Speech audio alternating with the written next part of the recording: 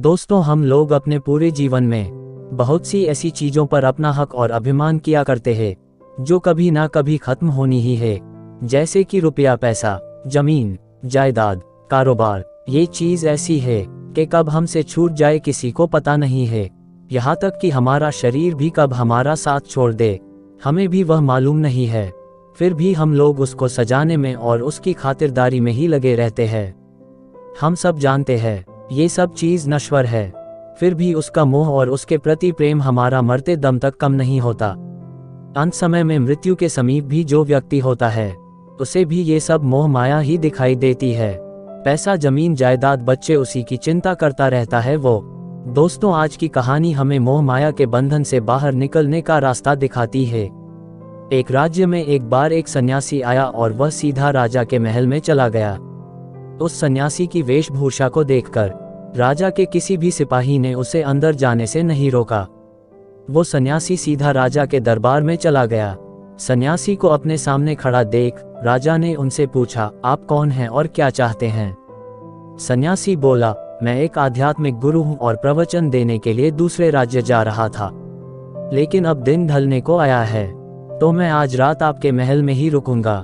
रात बिताने के लिए बस में थोड़ी जगह चाहता हूँ।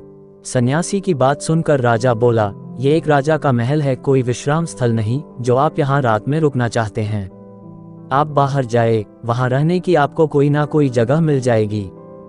सन्यासी ने राजा से फिर प्रश्न किया, महाराज, क्या मैं जान सकता हूँ कि आपसे पहले ये महल किसका था? राजा बोला, मेरे पिता का था, क्योंकि मुझसे पहले वही राजा थे। सन्यासी ने फिर प्रश्न किया, अच्छा, तो अब आपके पिताजी कहाँ हैं?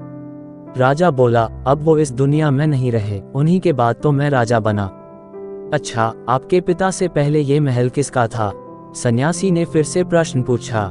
राजा को अब गुस्सा आने लगा, लेकिन फिर भी उसने शांत होकर जवाब दिया, मेरे पिता से पहले ये महल मेरे दादाजी का था और अब वो भी इस दुनिया में नहीं हैं।